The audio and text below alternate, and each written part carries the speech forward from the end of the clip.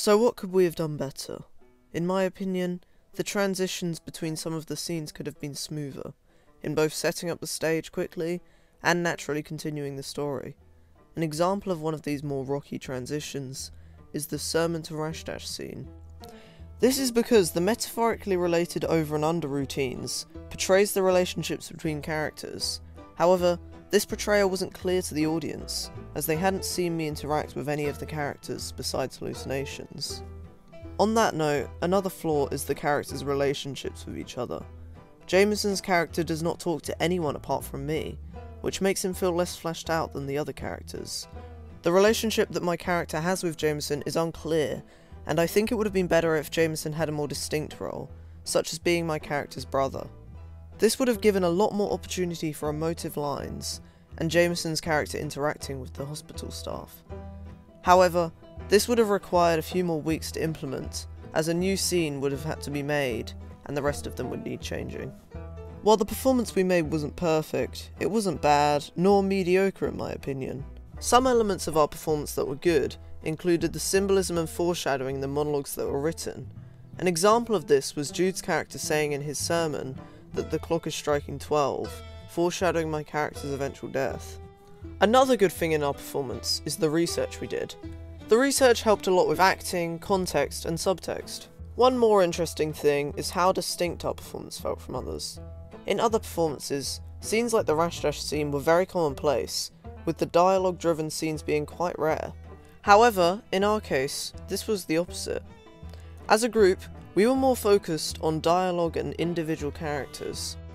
Many groups took the Brechtian approach of not having proper characters, instead roles for the actors to play as. We made this concept quite different by having actors keep their roles and differ their attitudes depending on whether my character was hallucinating or not. This let us focus on characters, while still being a non-naturalistic stance on the performance. I also enjoyed putting hidden meanings and symbolism in my soliloquy. However, there was something I enjoyed slightly more. Ending this godforsaken video.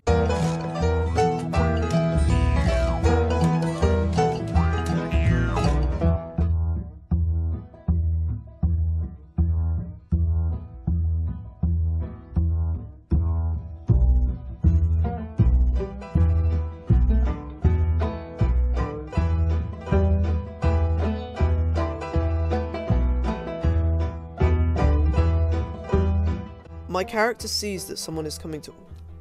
My character sees that they are coming towards him in his hallucinatory state.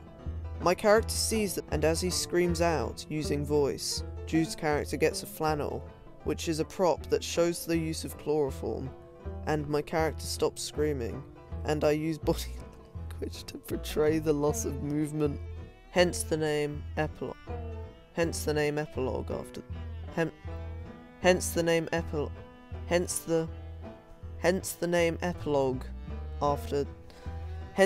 epilogue for the scene. Hence the name epilogue. Standing on top of a stage block at the back middle of the stage that implies he has a position of power. Both in the real and hallucinogenic world, and the reactions that my character would display after being told that his time is running out.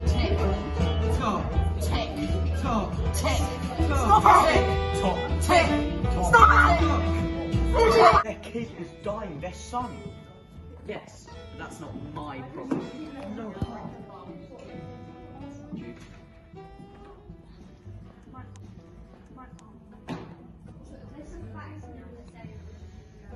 Good God.